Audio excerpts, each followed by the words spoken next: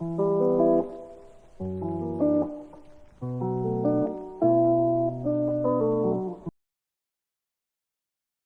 everybody, and welcome back to the podcast. Today, I have with me in the studio Haneen. How you doing? Good, how are you? Yeah, not bad. I'm doing great. So you're an artist and an architect. Architect to be, yes. Architect to be, but you just finished your masters. I did, yeah. Okay, so how was that? Hard. Obviously. It was the hardest thing ever. But what was your experience overall? Like you've done an undergrad Yeah. and a masters, all in Sheffield, right? All in Sheffield, yeah. It must have some merit if you wanted to carry on. I wanted to carry on here because it was familiar. So that's why Okay. I carried on to the master's course. I thought, okay, I already know the tutors. I know what it's like. The undergrad wasn't bad. It was actually good. Like the tutors were nice and stuff. So I thought, okay, of course it's gonna be the same in masters, but completely different. It's a level up, isn't it? It's a level up, but even like how it's organized is completely different. I Right. feel like undergrad you get a lot more attention and you get that support, or I feel like uni maybe just focus on undergrad more than masters. Masters you just kind of are neglected and you don't get that support. You must have liked architecture to an extent if you went back for your masters. There must have been some merit in it. No, I do like architecture. Architecture, of course, I still want to. I want to be an architect. Obviously, I know I have to do what I have to do to become an architect. But I just think the education system's crap. You're How it's 100% right, by the way. Yeah, so it's like how it's set up, how you have to do your undergrad and then go away for a year and then go back to university for 2 years or take Yeah. 2 years break from work. It's just that whole system. I To didn't be like to do. RIBA validated. Yeah, that's why I don't like university or like my master's experience and stuff. Not necessarily about architecture. I mean, there's obviously the whole like aspects of architecture I don't like, but yeah, Cool. yeah. So, one thing that a lot of people don't know is you can actually complete your degree Yeah. without doing your part one or your part two. What So do you I mean? actually know people who went straight from undergrad Yeah. to masters. Oh yeah, That is happens. something that you can do. That is something you can do. A lot of people did that now because of COVID as well. So a Yeah. lot of people struggled to get that part one job. So a lot of people from the undergrad went straight into masters. That was very common. But then they also have a harder time getting a job after because you got no experience. Yeah, it's a double-edged sword, isn't it? Yeah. You get to technically save a year, but it's something you have to go back to. Yeah. Now- We're here to focus more on you as an artist today. Okay. We were talking about Definitely. this before we started, Yeah. but I want you to tell everybody how you started making your art, why you make the type of art you make. So I focus more on like portraits and Okay. doing more acrylic, abstract kind of portraits. If that makes Right. sense. Yeah. So that's not initially what I used to do, to be fair. So I started in like GCSE time, and you kind of just do what you're told. You're not really doing. I You're didn't doing really the have a syllabus. style. Yeah, I didn't really have a style. I always liked like messy art, if that makes sense. So even in my undergrad, it was more like charcoal and like messy kind of artwork. But it's developed more towards like portraits and focusing more on like icons or like figures that inspire me, that kind of stuff. So that's how I initially started doing it. But I'm still trying to develop my style, to be honest. Okay. I feel like I'm interested in loads of different things. So I'm constantly wanting to try different mediums and that kind of stuff. So Well, your work is very picturesque. So when I yeah. first came across your artwork, that's Yeah. one thing I noticed straight away. really It was aesthetically pleasing. I think the things that you choose to draw Mm. the women, the way that she's holding the paper, I think Oh, it's a okay, that Balenciaga kinda- at the back. yeah, It's very that's- yeah. picturesque. That's more new on what I'm doing though now. Okay. So initially it was all like doing like Muhammad Ali faces or a lot of Muhammad Ali. I don't know why I've done like 4 Muhammad Ali paintings. The greatest boxer of all time, though. So Yeah. So it's to be honest, that was mainly because a lot of people saw that and they said, okay, I want another piece of him. I want another piece of him. So I started just doing a lot of him. And then I just do you tried do doing. one-to-ones, or are you the type of artist that will sell prints?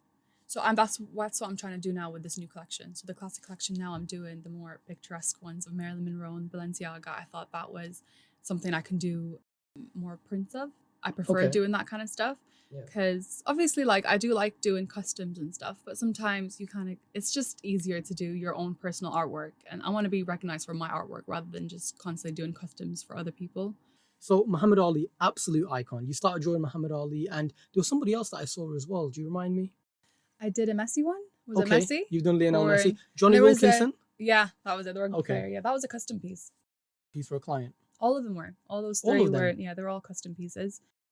The only one that I did personally for myself was that the Muhammad Ali, the portrait. So the one with the blue, that was like an abstract kind of I portrait. can't quite remember it, but I'll have a look at it. Yeah, that was my first picture I posted in my artwork. Okay. So that was my personal one. And then I sold that one. People just wanted to do customs of like iconic, I don't know if it's like sportsmen. I don't know. It just attracted like loads of people that were into that, like more. So these clients of yours, how did you Yeah. actually develop the clientele in the first place? So most of them first, when I started doing paintings, were just like friends. So I would do friends, and then it went from friends to friends and Okay. like that. So then it's just word of mouth more than anything. So now I'm trying to get like more of a following on Instagram and do like other work, or just have my own personal work on there. So that's how it kind of started, basically. Yeah. No, it's good. Yeah. I like how you've picked it up. And how many pieces have you done in like the year and a half that you've been at this? Is it a year and a half roughly? So just before, so it was in lockdown. So I've started doing it now like 2 years. 2 years now. Yeah, Okay. 2 years, 2-3 years ish. So Okay. like something like that. I don't know how many I've done now. But that's good if Roughly you like lost count. 10. Okay. Maybe like 10. Yeah. I feel like I'm getting quicker at them though. So Right. when I got back into doing it, I thought I was kind of like worried because I've been doing it for like 3-4 years. Yeah. And then, so the first one took me a while, and even like the custom ones, they take me the longest because I feel like I have to perfect them more. So when it's like my personal work, I can maybe do it in like a day or two. But when it's a custom piece, it takes like a week, 2 weeks. I drag it on for like 3 weeks sometimes. Whereas So that's just as a creative, you're overthinking it. I'm overthinking it. Because Yeah. really, the person who's, your client They don't already know thinks this. you're amazing. You could probably make Yeah. mistakes and they'll still think, oh, look what Haneen did. Yeah. How amazing is this? Because they don't do artwork. Do you know what I mean? You'd be surprised though. So there are some clients that are extremely picky. So there's some people, Really? yeah. So I used to also do like graphic design work as well. Okay. And with a couple of people with the artwork, they're extremely picky. Like they want every single detail. Like, I don't know, they just have a say in a lot of things. And I've had people come over and ask, okay, could you do me a custom painting? But then when they want something too specific, I just won't do it. Because then it's like, you're not really like, my artwork is my style. So then if you're asking me to change something up completely, it's not my style anymore. Like Yeah. you'll find someone else that does abstract buildings, or do you know what I mean? Like I was just thinking so that kind I of was stuff. thinking So that, yeah. it's annoying. Obviously, you don't want to turn down someone because obviously when you're just starting out, you want to accept every like kind of work. But to get your foot in the door. yeah, exactly. But then sometimes it's like, okay, I still want to be true to my work. I don't want to feel like I'm doing something that I'm not enjoying, or that's just not me just because I'm trying to get a sale. So I understand. yeah, so Because you got to be careful that's- about the type of brand. yeah, you exactly. create. It's a brand at the end of the day. Yeah. So I don't really want to be like, even now I feel like on my Instagram, if you see it, there's kind of, the style is similar. So you can see like my kind of style for all the paintings, but then sometimes it's like, it's very different. And I kind of want to have a specific style, if that makes sense. So one thing So- I realized is, do you specifically paint every piece? Is it all painting? Do you ever do any digital type of artwork? No, it's or all painted. all Yeah, paintings? all painted. all yeah. by hand? Yeah, yeah, all by hand. All Cool. acrylic painting, yeah. Roughly how long does it take to produce something like that? Again, so like that which one was it? The Muhammad Ali one. That was quite a big piece. So that one took me like 3 weeks. 3 weeks. Yeah. That's a good turnaround for an artist, I think. Yeah, that's true. Yeah, because there are some people, I do know some people that it's taken them like a couple months to do a piece and stuff. Again, I just feel like I'm just getting a lot quicker at it. So you draw everything first and you start painting Yeah. over it and giving the textures. Yeah, so I'll do first like a base color, and then I'll outline the image, and then after I outline it, that's when I'll start like just going more into detail. I always start like with the darkest colors, and then yeah. Start contrasting them Yeah, and yeah. creating the texture. No, I Yeah. think your artwork is great. Thank you. Now, here's where we get a bit deeper. My question is, Mhm. do you think art and architecture overlap in any way?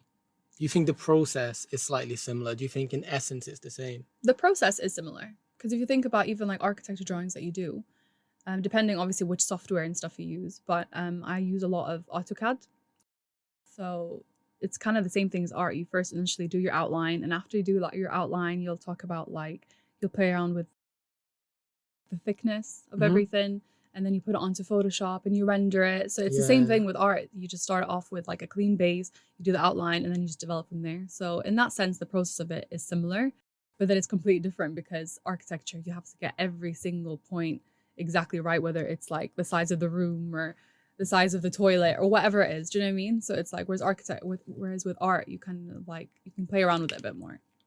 I think personally the biggest difference between architecture and any other form of creative medium is the amount of responsibility you have to the actual design. Mm-hmm.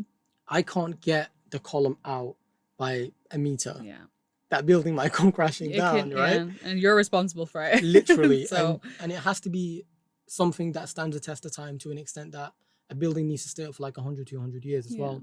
It's very precise and there's more responsibility involved. Now, Norman Foster would say there's integrity involved. We don't have to go that deep. But Yeah. essentially, what I'm trying to say is the flow that you have when you're painting, you might be doing a custom piece for a client, Yeah. but still there's a flexibility to the art that Mhm. there isn't in architecture. Yeah. So generally speaking, architecture can be very rigid. Architecture can be simply modernist and it can be a skyscraper. Mhm. Or you could work around that. And certain architects do that actually. I feel like they merge the artistic transcendence of a design Yeah. with the functionality of a building. I feel like it used to be like that. Do you really think so?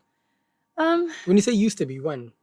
I feel like, what do you mean, like by style of like architecture and stuff? Architecture in general, actually.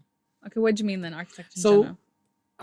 this is like a two-part point. Go on. I was going to say that if we go back far enough, Yeah. architecture wasn't even really done by architects. It was stonemasons, Yeah. people of religious faiths Yeah. and stuff like that. So architect or architecture is almost, it's not that modern. You can go back all the way to someone like Michelangelo. Yeah. But mainstream-wise, it kind of is. The Yeah. education process. It Yeah. used to be something that only the aristocrats did and stuff like that. But going back to your point, you said architecture used to be like that, as in it used to merge function and aesthetics. Mhm. That's what you meant. Yeah, I feel like you can mix. You still can in a sense, but now it's just more You can, but it's not as common. it's not as common. Now you can't. Now definitely you can't. Now everything, you just have to do everything by the books, and you kind of just work for a client now, to be honest, more than anything. Developers. Yeah, it's. Have you had experience now as well working in practice? Yeah, so I was going to give you an example of something I'm doing right now. It's actually Yeah. just a bit of an experience. Mm. Can't get into detail because it's No, that's fine. private work, but the place that I'm working at right now, they're also developers. And let's say they have a plot of land, Mhm. you know, it's worth $1 million. Yeah. It's all about the turnover. Yeah. So the client is Mhm. trying to maximize what their turnover is. And the client, by the way, is Mhm. going to be someone from abroad that has no Yeah. idea of the UK customs, how Yeah. things are built here. All they know is, I've given you $1 million, turn me over $2 million. And you kind of, is it residential or like what kind of? Well, at the work? stage of the job right now, it's all residential. Okay. But in terms of apartments or housing, it's about Yeah. how much you can turn over. Profit. It's Yeah. all about profit. And it's So now like, people are living in matchboxes right now. yeah, because they're just trying to get as much like apartments or whatever it is as possible, just so you can get more money out of the whole building. They don't really think about quality, or, well, obviously you have to think about quality to an extent, but if they can get away with certain things because you're trying to cut costs, they'll do it. Whose Definitely. fault do you think that is? Do you think the architect needs to stand up and say, I don't want to design this? Or do you think... It's a whole system. I feel like it's not really just architects, because let's say if you're, because I worked in like a medium-sized practice and I worked on a small practice, and both of them, you just do what the client says. You just, at the end of the day, that's how you're getting paid. So it's like, you don't have that much flexibility anymore with designing. You just do what, even like my last practice and stuff, the buildings are all the exact same. There's no change. You're just picking up that same like floor plan and you're applying it to 5 or 6 different cities. And Sometimes that's very lazy, isn't it? it is, but it's like, that's the thing. It's quick. The clients know what it looks like. They know what works, and that's it. They don't care about different design and comfort and trying to make it look like this or look like that. So it's just Sustainability, they don't. maybe. Sustainability is not a thing. It's not a thing in architecture. Well, it's Only not in a thing architecture in practice. school. Only in architecture school. Yeah. I know there are some practices that are like trying to push more into sustainability, and it is upcoming, definitely, because it's a massive problem now. It is definitely neglected in most practices. Medium and small size practices definitely neglected. And the whole copy and paste thing that you're referring to, I've got an example in my Yeah. head. Have you been to Media City in Salford? Yeah. Now, have you been to the little Media City space they've got in Leeds? No. It's copy and paste. Is it? I swear to God. In after- Leeds? Is it yeah. city centre? Where So is it in? there's an area in Leeds and it has kind of like this canal vibe where there's a bit of water, and then Yeah. adjacent there were the different apartments. I It's honestly insane. felt like for a moment that I was still in Manchester. Probably same architects, just copying Yeah, into a and- different city. Yeah. You're right. Is it laziness? Is it easy? Is it just making sure that the company goes forward? Like, where do you compromise? This is where the problem lies. You know, like, not to deviate too much, right? But I'm a huge Kanye West fan. Are Kanye- you? I'm a huge Kanye What? West fan. Why? Is that good or bad? It's bad. Okay. Oh, well, I mean, good, because he's got his opinions is very like. Let's talk about his passionate music it. though. Wait, Go on. just his music specifically. Okay. he was sat down with Zayn Lawi, Mm-hmm. kind of like how we are now. He was doing an interview, and he talked about how he has to sometimes compromise his art Yeah. for the fact that he needs to sell records because he's on a Okay. record label. So the song Gold Digger, Mhm. he doesn't approve of that. He doesn't even like Really? it. He But he says, still went through with it. right, but guess why? That song went like platinum 3-4 times. And it became the single Mm. that kind of drove College Dropout. Mhm. Wait, it wasn't College Dropout. It was Late Registration. You Right. see what I'm trying to say? Whatever creative medium you're in a position where sometimes you compromise your integrity and your artistic That's true. self That's true. in order to push forward. Yeah. Now, you're actually a bit more brave than most people. You've not done that because you said you've rejected certain clients. To an extent. But do you think if the money was good enough, you'd have to? Oh, definitely. Yeah. If someone's like, okay, I'm going to give you 2-3 grand to Yeah. do this. Oh, fine, I'll do it. I just want to post it. If you don't mind me asking, how much are you doing for right now? It depends. So it's like I'll do more bigger painting. The smaller piece I'll do is like A2 size, and I'll do that for £400. Okay. So, but again, it also varies depending on the detail, and like some people want like 3, 4, 5 different figures in one piece. So obviously that will cost a lot more. It can go from like 800 or something. So it just depends. It depends on that, yeah. And I think after obviously I develop a lot more, it'll definitely increase and stuff, but yeah, because it is a lot of time. It's a lot of time, materials, resources, all of that kind of stuff. Yeah. Even if I'm getting quicker, it's like it's years of been like taking so long. You're kind of paying for the whole years of. Yeah. Do you know what I mean? So it's like I think Pablo Picasso was once in a restaurant, and he was asked for like a quick drawing or something. I don't remember the exact example. And he did something on a napkin, and then he said to the person, he charged him an obscene amount of money. Like I think it was either $50 or $500, something like that, right? And when asked why, he turned around and said, "Well, you're not just paying for this. Yeah. You're paying for all the years that I've been perfecting this, that I've had a style." Now, we're going to be going from art and architecture all the way through this. Yeah. Art is subjective. I think that's a fact. 100%. Right? You can walk through a museum and one of us can marvel at a piece of work. And I'll hate it. And everyone will hate it, yeah. Yeah, it's true. It's very subjective. So that's the difficulty of it. So it's like, are you trying to do art for people or are you just doing it for yourself? Right. So it's like, if I'm trying to make a business out of it now completely, I would probably be doing more things that people like are wanting to do. Yeah. Or people are liking. But at the minute, it's like I'm trying to mix both because it's like it's very subjective. So not everybody wants a face of Muhammad Ali in their living room. Do you know what I mean? So it's like that's kind of why I'm doing the classic collection now, because it's not specifically somebody's face. It's still subjective. So a lot of people might not like that style. Some people like just completely abstract work. But I just thought it's why more... Muhammad Ali, by the way? I don't know. I don't know why I didn't ask this earlier. I mean, iconic, definitely. He is iconic. Yeah, definitely. So I kind of know him more though about him being a Muslim and like becoming Muslim, and I watch a lot of so you're not a boxing fan? I mean, I guess I'll watch like I'm not that much. I'm like But that's the beauty of Muhammad Ali. You can be a Muhammad Ali fan and not be a boxing fan. Whereas you can't be a Tyson Fury fan and not be a boxing fan. Yeah, that's true. Yeah. So Muhammad Ali is one of them people, kind he's of like more a Michael than just Jordan. That. Yeah, he's more than an athlete. He's more than an athlete. So I think it was like more after watching his documentaries and seeing his struggles of being not just black and Muslim in America in a time where like obviously there was loads of struggles for it. So I think after watching that, I just thought, okay, I want to get back into painting. So it kind of happened in a time where I just got back into painting. Was it a random bit of inspiration? So it was just it was just a random bit of inspiration, and I have a lot of even people surround me that are really into Muhammad Ali as well. So I'm constantly just hearing about Muhammad Ali and stuff. So I thought, you know what, he'll be a good first figure to paint, because I didn't want to just paint random people that I have no idea who they are and doesn't mean anything. I still wanted like meaning behind my paintings and stuff. So that's why I started doing him. And then people liked it, so I did another one. And people liked it, and I did another one. I did like 4 of them. So yeah, he's clearly very loved by a lot of people. How many of your artworks have you actually kept, by the way? I've only got the classic collection at the minute. Classic? So yeah, the classic collection, the 4 of them. The rest of them are all... Are they all for sale though? Oh, that's the thing. So I got a couple of people asking for the painting, and I'm just holding on to it. That's it. Like, I want to sell, but at the same time, I don't want to get rid of them just yet. So it's like, you want to keep some for yourself. I'm just holding on to them for the moment. I will sell them eventually, because I'll develop more art over time as well. But I'm pushing more prints of them.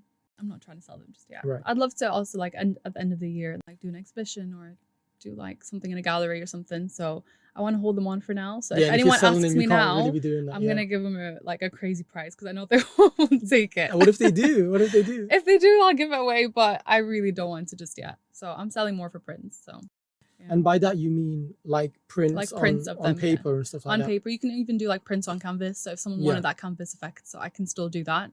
But I'm just not doing the actual originals just yet. Is that something you do yourself as well, or do you like Yeah. pass it on to a company to do it for you and Oh distribute? no, I'll just go to a place and they'll do it for me. So Okay. I'll do like all the photography for it. So I've done the photography already and like getting the actual prints, but I'll go to a place and they'll get the prints for me and do all that stuff. And get Do you it think framed. indirectly business is actually affecting your artwork? Because remember you said you're doing popular figures. Yeah. Is that kind of because you need it to become a business? That's the thing. That's the difficulty about it is like, what do I want to actually do? Do I want it to be just about me or do I want to sell? Do I want to make a business and do what people like? Again, art is very subjective. It's really, really subjective. I do enjoy doing all of them. Generally, I do. If there's someone asked me to do like an anime painting or something like that, and I thought, okay, right, that's completely out of my like Depth. Yeah, it really is. It's just not my style at all. Even like now doing iconic figures and stuff, you can see there's still a pattern of the way I'm doing it. So the style that I'm actually painting is still similar. You can see that in all the paintings. No, definitely. So so there is still similarity. Everything's very elegant, and I've noticed Oh. as well. You do that. What's that gel-like product you put at the? You Oh, put the on finisher. Yes. Yeah. The finish is quite. Mm. How do I put this? It's like a filter on an already nice It is. picture. It kind of completes it. Yeah. It makes the colors like stand out a lot more. So. I have a suggestion for you. Go on. You don't have to take this, and you probably shouldn't. No, But go you can on. also get that finisher effect using spray paint. I've heard that. Why I don't have you try heard that? I've done that with my charcoal paint, like my charcoal pieces in like A-level time. So obviously charcoal does not. I didn't really know much about art at the time. So I did, but I didn't know much about like having a finished painting and all that kind of stuff. Yeah. So I did use a lot of spray paint, and it works for like charcoal. So it didn't really. I thought come you off. disagree completely, but here we No, are. no, I've heard about that before, and it does work. I don't think it'll give as much of a glossy effect though as the finisher, because that's like a bit of a thick Yeah. layer. Is it like a gel So- and acrylic? What is that? It's like it is like a thick gel kind of thing, I guess. Okay. It's not really like a paint, but it just gives that glossy effect. It's like clear nail polish to me, kind of. That's the best way I can explain it. The most creative thing I ever did, we're going off on tangents here, but great, No, we go like that shit, was I printed on wood. Okay, So that's cool. not literally, but Mm. what you have the image, Yeah. you put it onto the wood, you put acrylic on it, Mm. you let it stay for like 30 minutes, and then you stroke it off with like a brush. Ooh, And that it, actually it sounds prints. I'd love to see that. Yeah, I might get it up at some point. That's really creative, and that's something different as well. I did People that like for uni so. as well. That's the thing about architecture school, Mm. right? And this is why I was asking, does it compare to art? And you said yes. Mm. And you gave a great example, by the way. I didn't even think about it like that. The best thing about architecture school is you can come out of architecture school and you don't have to be an architect, because you No. would have picked up certain skills along the way which are transferable. 100%. So I started video editing Mm. randomly in second year in this group project that we did. And I was like, wait, I actually like You this. like doing it, right? yeah. A few years on, now I'm doing my master's, I have my own podcast. Mm. Spray painting, first time I ever did that. Mm. Art as well. And it was in architecture. So the best absolute skill that you get in architecture school is the work ethic. Mm. Because I feel like you're never done. Mm. Your tutors are never satisfied. Yeah. And every week you go, you make amendments to this week's work while doing next week's work. Mhm. And what I've noticed is the industry really respects that. So I've met a lot of engineers, I've met a lot of people from other crafts, and they admire how hard we work in architecture school. Yeah. But then that is the opposite life to an artist, isn't it? Mm. Artists are very, I can't draw if I'm not feeling Yeah, it. that's true. I can't do this, I Yeah. can't do that. That's why I enjoy it, 'cause it's all based on what I want to do. I'm not having someone there saying, "Oh, can you do this? Can you change this? Can you change that?" Or because it's frustrating. It's hard work. It's a lot of hard work because it's like you're never done. And I guess like with uni, it's good that they keep criticizing your work every week, because it kind of does prepare you for real life. Because Yeah. that's what happens. You get contractors, clients always like, "No, can you Contractors change are the this?" worst. They're the worst. They They're really especially are. the type of contract you've got. But like a lot of the time, they're just constantly changing things all the time, and they want to do it for cheap. So Yeah. you don't get to, that's the thing with architecture. Did you ever expect it to be the same way that first going into uni? No. Oh my God. What did you do before? This is the craziest thing. I did completely like science courses. Same. Yeah, so like all of a sudden I'm going into this creative medium Yeah. and everything is different. So I was used to, how do I put this? Like, I didn't even have a portfolio until I started applying for architecture school. Yeah. Because you know how you did art A level and GCSE? I didn't even do that. Yeah. So as I'm going through my final year, I have to make artwork at night. Yeah. So I'm on YouTube watching tutorials. I have an uncle who's an artist, so I'm asking him for advice. He's all the way in Italy though, so it was helpful and not helpful at the same time. But no, I didn't expect it. It was absolutely grueling. I'll tell you this as well, right? Every one of my friends, whatever course they were doing, they said first year is easy. Yeah. First year. Oh, yeah, you're in first year now, aren't you? Or no, first you're year in first masters. year. Okay, but you So now. I'm taking you back Okay. to first year of actual undergrad. Even then, people were like, "Oh, first year it's easy, it's chilled, it's not going to be that difficult." And it got to a point where I fell behind. Yeah. I was like, very quickly, That's I have to kind of change my social circle because these guys don't understand the level of work I have to do as an architect. It's true. Like, I was always in a library or in the studio and always having to work, and it's completely different, 100%. What do you think, though? Yeah, definitely. I feel like when, let's say before university, you kind of got it in your head, okay, the difficult courses, like, okay, medicine's really hard, dentistry is really hard, law is really hard. Architecture, I didn't really know much about it. I knew, like, yes, you're designing buildings, you're doing that kind of stuff. But the extent of how difficult it actually is, it was not expected. Yeah, nothing can prepare you for architecture school. Nothing can. No. And obviously, like, even applying for architecture school, it's not that difficult. So even though your portfolio is full of art stuff, you go in and it's very welcoming to a lot of people. So you don't really think it's going to be that hard to do. Obviously, unless you're applying to like the top 2 universities, it's not that hard to get into architecture school. But it's a very difficult course. And I wish I was more prepared for that because first year was a big shocker for me. I think the problem is when you look at the syllabus in the UK, there's nothing that can directly prepare you for architecture. No, there's not at all. There's not even like a technical drawing course that you can do or anything like. I thought graphic design and that kind of stuff was going to help, but no. It doesn't help, does it? And that's completely different. What is it? Product design, or I can't remember what it's called. There's product design and graphic design. No, I think it was like product design. I thought, okay, maybe that can help me out. So what did you actually take in college leading up to uni? So I did for A levels. I did Arabic, art, biology, and psychology. Yeah, so I did 4. So we did kind of like very similar stuff, and it's completely different. I've actually researched this. It was just like a conversation point. Masters in architecture is the hardest masters you can do. And you believe it when you get there. But even undergrad is not easy. But what I would say is, if you're more artistic, undergrad can be easier. Yeah. Because undergrad is very flexible. Yeah. They let you kind of use your imagination. The first ever topic, it's not called a topic. The first ever, what do you call it? What's the word I'm looking for? Why can't I find it? Module? The first ever module we did, we had to create this portable transit unit in relation to music.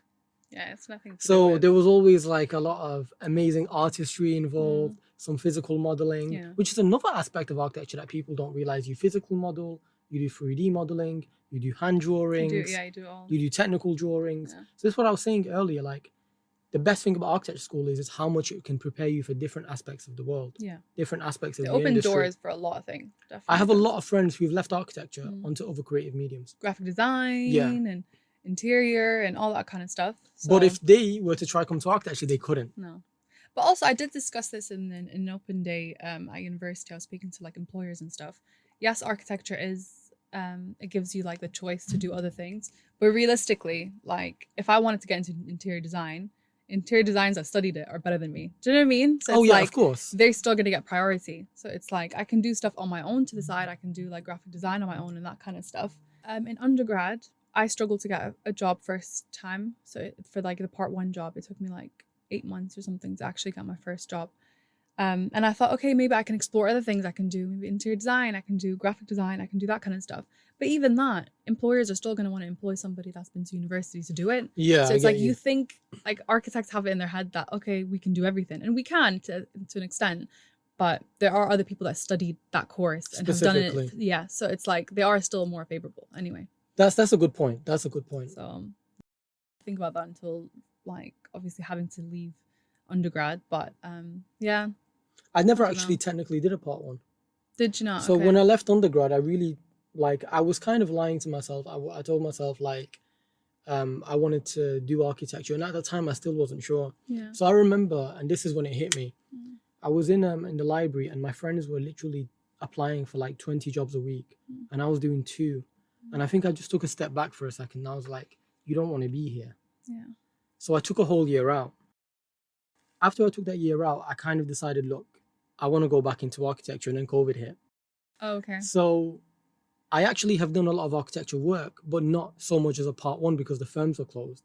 So me and a friend of mine from undergrad started getting jobs ourselves. And we started with small extensions. Okay. And then we went all the way to doing a hotel. Oh, wow. Yeah. How'd you get that? So the same manager that I worked under in Bolton, he needed an architect / surveyor and all that type of stuff for this hotel job in Hull. Yeah. That's So really it was cool. it was like a contact, and they were like, listen, you did well on this job, can you come through? And it was literally at the end of the year, and it was December. But me and my friend, we were like, we can't pass up an opportunity like this. Yeah, of course. So it was full on COVID times and everything, but we just drove down to Hull. We sat down with, it wasn't the client is in Qatar, but we sat down with the project manager, said, what do you need from us? Like refurbishment, surveying, what is it you want? And we took the opportunity and we didn't look back. And from there, we got even more jobs. That's how it starts. Yeah. Yeah. You got to get your foot in the door. And that's why I was saying but that's to you, the hardest part. yes. Again, that first client, that first anything, that's the hardest part. But once you do, it opens doors to like A domino falls, and it gets to a point where you can actually turn down jobs. Yeah, that's when you can be more specific. Okay, no, I want to do more of this, or I want to do more of that, because it's like your time then, and you got the options. Yeah. But the best thing about those jobs that I did was being on site so much and working with construction workers, construction managers. I got a different perspective than if I was sat in a studio and I was drawing, sending the drawings to the site, coming back. Because when I was getting interviewed for my master's before I started my course, that's one of the things the tutor said to me. He said, the most impressive thing about this job of yours isn't even the scale of it, it's the fact that you directly work with the construction workers. So you have a better understanding than someone who's just in the office. It's true. It's like one door closes, another opens. It's kind of like a Middle Eastern saying as well, which you can kind of relate to, isn't it? Yeah, 100%. I want to go off on a little tangent, but at the same time, stay where we are. Yes or no? Go on. Architecture is art, but with buildings. Yeah. Okay. It is. But again, not as much nowadays, because now everything's become so, like, there's that creative side is not there as much anymore, I would say. So it is like art, because it's still a creative field. You still have got all that creative element behind it and designing and all that kind of stuff. But I just don't think it's as creative anymore, if that makes sense. Like from the topic we were saying before, like now you kind of don't do something because you're an architect. It's not just you designing anymore. It's you, and you got a whole team, and you got engineers, and you got contractors, and you got clients, and you got all those people having an input. So it's like, it's not really the architect's design anymore. Yeah. So it's yes council and no. regulations and stuff like that. Yeah, regulations. No, it can't pass this. It can't pass that. You have to get these BREEAM points. You have to get this. You have to get that. Even stuff like BREEAM points. They changed it recently as well, you know. They have, yeah. But even like a couple of years ago in a practice, they were doing, I can't remember exactly what the design was, but they were implementing some sustainable designs in the bit within the building. I think it was like something to do with the water. I don't know. I can't remember. But they did it purely just to get the BREEAM point. But they know that in 5 years' time, that's going to damage a lot of things to the building. So it's like, it's just to tick it off. It's literally just to tick it off. Because I remember my director like, yeah, we just do it because we have to do it. But realistically, it's not going to work in 5 years' time, or they have to change a lot of things, or it's going to cause like water problems or something like that. It was to do with the drainage. It's almost like an empty gesture to sustainability. Exactly. So it's like you just ticking it off just for them to come and say, okay, they've got some green, like, I don't know. Do you know what I mean? Like that kind of stuff. So no, I get exactly what you mean. That's why it's like, it's not as creative anymore. And that's the sad part. And everything's become so technical, and so everything's online. You go on like Revit. It's so repetitive, and it's like, even softwares, it's just done for you. There's some softwares that even design for you now. So it's I sincerely hate Revit. Really? I have gotten through so far. I have gotten through architecture school. Yeah. I've learned it. I never use it though. So when I'm designing, it's mostly SketchUp, CAD, and if I need to, some Rhino. Because I don't know about you, right? But as a creative, you're sat down, you're in front of that computer for 8 hours. Yeah. That's not an exaggeration. Yeah. No, it's true. Yeah. Revit. I mean, you've seen the screen, right? Why is it so ugly?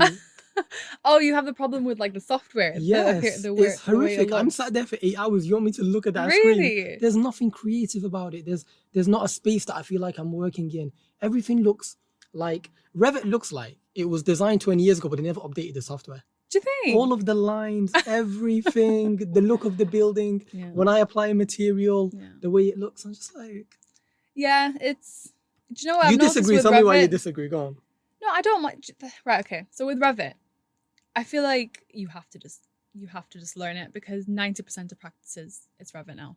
So the whole idea of like doing everything on AutoCAD, yes, there are so many practices that do it. Yeah. But efficiency wise, in a practice, they're like your directors. They're telling you, okay, you need to do this. You need to do this. We need all these drawings for planning. We need all these elevations, and drawing all that on CAD takes so long. Yeah. It takes so long, and obviously in practice, you're just trying to be more efficient than anything. So again, the creative side's kind of gone because you're depending on a software to do everything for you. But I do like it because it's just easier. Revit does make your life easier. Yeah, it makes it a lot easier. Because at a click of a button, you've got an elevation. You've got everything. You've got plans, section, you've got elevation, you've got sections, you've got everything. and you can render done. easily as well. And you can render. So it's like. So I'm not going to say it's completely useless, but Yeah. as a creative, sat down there for months working on this project, the fact that I have to keep looking at that Revit screen really annoys It's true, me. yeah. But then imagine though, because in my second practice, everything was just on AutoCAD, and we'll have the client say, okay, we need all these drawings for planning, Yeah. but then they change something. So when they change something, you have to go on CAD, you have to change it on the plan, you have to change it on the elevation, you have to change it on. So you're thinking more efficiently, and they want it spot on, like they want it exactly perfect. So it's just. Well, it kind of has to be, doesn't it? It does Building have material. to be. It is. It does have to be. But like, yeah, it's just a lot more difficult doing that. There was a mistake once. I can't confirm or deny if it was me and my friend, but. Well, I mean, if you're starting off, then yeah, go on. We cost the company like 5K because Stop. literally for the dumbest thing. What? Like the actual door, the door has an arrow the way it opens. Yeah. Oh, We did you had do it the wrong way? They did it the other way. And then the fire safety manager. How did she actually get away with doing all that? Because you have to do like fire drawings, you have to do all of that. How did she? So I helped, let's say. Oh, okay. But when it was checked, yeah. Oh gosh. I mean, yeah. it's your first like project. Like things are bound to happen, and also they know. happens, innit? Yeah, and whoever did hire you, they know that you're not an architect at the end of the day. So it's like they have responsibilities too. So We found it kind of funny in hindsight. I still see the same people. We joke about it sometimes. Oh gosh, they probably think about that now every time they see you. Like, oh, that's the guy. Well, who they seem to be on almost-" good terms with them because Okay. I should be getting a contract with them as soon as they sign off on a building in Manchester. Mhm. I should be able to start working on it with a team, of course. Yeah. But yeah, funny little story. I wanted to. Yeah, I happens. feel like it happens to everybody though. It Something does. goes wrong. Even in practice, oh gosh, like one time, like this lady, she was leaving the company. Yeah. So she handed all her work onto me. So I was only like 3 months in at that point. So, and I got 4 projects. After your undergrad. This is a part 1. So it was a part 1. It was like 10 people in the company. And the part 1 that was there, she was leaving. So she was been training me to like take over her projects. And they gave me 4 of the projects to coordinate. So imagine having to do that in like 3 months in. So I was panicking, and obviously I messed up some things. So imagine like your drawings aren't being like, no one's checking over them and you're just sending them off. That's kind of their fault though. It is their fault, definitely. But you just kind of take that responsibility like, oh gosh, they're trusting me to do all this stuff. Yeah. They obviously believe in me and that kind of Which stuff. feels good. It does feel good, but the pressure, like I've cried a couple of times at work because it just happens, just a lot of work to do. So one time they wanted me to change the size of like, I think it was like an ensuite or something. They got me to change the size of it. And then I forgot to change it on every single drawing. Oh my God. So the drawing at this point, you weren't using Revit, were you? No, so they did a mix. So they did half their projects on Revit and half on CAD. This was on Revit, but even on Revit, so you have to update the model, but then there's so many different sheets. So you have to export sheets. Do you know what I mean? So like, let's say the ground floor, there's a ground floor plan, but then there's a fire plan, but then there's also the dimensions plan and all that kind of stuff. So you have to still export every single sheet and send them off. I forgot to send off the one that had all the dimensions in. So they were on site and they were building it. And then I come in one day in the office. Oh my God, I thought I was gonna get fired. I came in one day and he was just like, where is this drawing? Where is this drawing? Where's this drawing? They built the building wrong. Oh, no. What do you mean they built the building wrong? Like they built it wrong. Like they had the whole... So they were on site with the construction They workers? were on site. Oh so my basically, God. I think they ordered some things for, I don't know whether it was the doors or something. They ordered some things for it and it didn't fit. And they were like, it doesn't fit. Why is it not working? Why is it not fitting? So then they were trying to figure it out. And I realized, because I didn't give them the updated dimensions. So they had to Oh, reorder some more man. things to come in, and yeah, it was. But you It was hard. survived. I mean, I survived. Like, what are they gonna expect? Like, giving me 4 or 5 projects to Yeah. completely coordinate myself. So it was hard, but things happen, and I'm sorry, but it's not. I'll take responsibility, but like, you kind of take that risk by giving some It does part make one me. to. You must have cost them more than how much I I cost definitely them. did. Yeah, 100%. I mean, you cost them way more than what I did. I definitely did. But I also thought it was really stupid. You know, when the guy came on to check the fire safety, the first thing I said to the boss was, "Why couldn't he just change the arrow?" And he was like, "It's not that simple." Not as simple as just changing. Yeah, no. Oh my god. I mean, that's the thing. You got that responsibility, don't you? So I guess that's why like it's such a long course. Yeah. And I do get it because like you're responsible for a lot of things. So Part 1, part 2, part 3, 5 years know. academia. But I will say this. It's an opinion. Let me know if you share it. Mhm. As hard as it is, it's a very rewarding course, and it's ridiculously fun. Rewarding how money-wise? No, well, certainly not money-wise. It's rewarding in the sense that you know what you're doing is so difficult. You know how much you've spent on it. This is not an 100%. exam that you can try and bullshit in a space of a week. No, you worked Architecture's years not like for that. Yeah, Yeah. it's true. It is rewarding, especially like when you complete it. It's like, oh, it's done, or I've done that, or like sometimes you kind of start projects and stuff, and you think, oh, is this above my capabilities? Like, can I actually do it? And then when you do it, it is very rewarding. You've got to be able to take on the challenge, and honestly, I still think it is very rewarding. It is. Definitely is. It's definitely something that I might not want to say it to keep it humble, but people look, oh, you're an architect. There's something impressive when you introduce yourself. Yeah. I'm an architecture student. It's true. Something like that. And the dropout rate is ridiculous. Yeah. I don't know if it was like that in Sheffield. Yeah, definitely. Was that the same in undergrad for you? Everywhere. Like how it started and in the end, like how many people were actually on the course? Yeah. Yeah. I think like in undergrad, there was like 20 people that you just don't see him. And I'm like, oh, where'd that person go? Where'd that person? Yeah. It's not for everyone. And it's one of them as well that if you feel like you're like, you don't like it, you can never force yourself to do it. People always say that. Even Zaha Hadid has an interview. Like, if you don't love this, no. Because you have to literally slave away. You do. You do. Do you think it's worth it?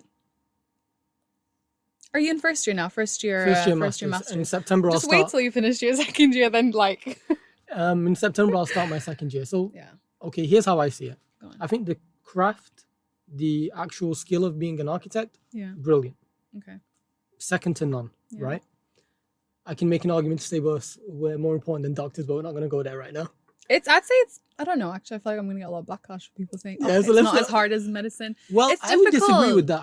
I know, but a lot of people don't really get that. So even if, like friends who are lawyers or studied law and medicine and all that, I don't think people realize how hard it actually is. I would definitely agree with you. Yeah.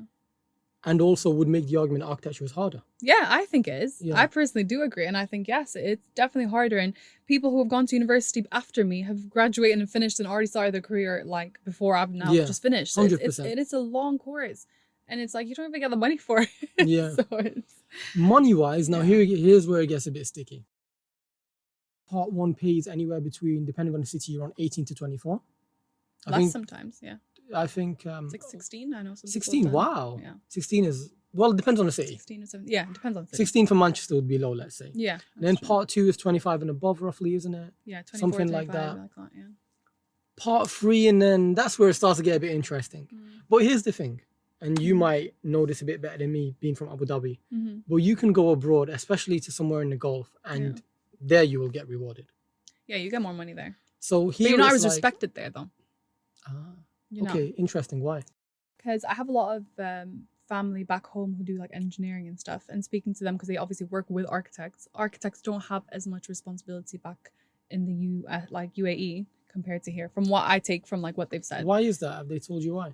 So they say like basically they have the idea in their mind that like, oh, architecture is just like you just do a bit of drawing, you don't figure out all the actual work when it comes to like the engineering, the construction, and all the like details. I don't think they do that as much there. So it's more, the engineer just says like, it's not as respected. It's not as respected. That's why Dubai looks all the same. That's what it is. Yeah, I mean, yeah, exactly. Listening to engineers, this is the problem.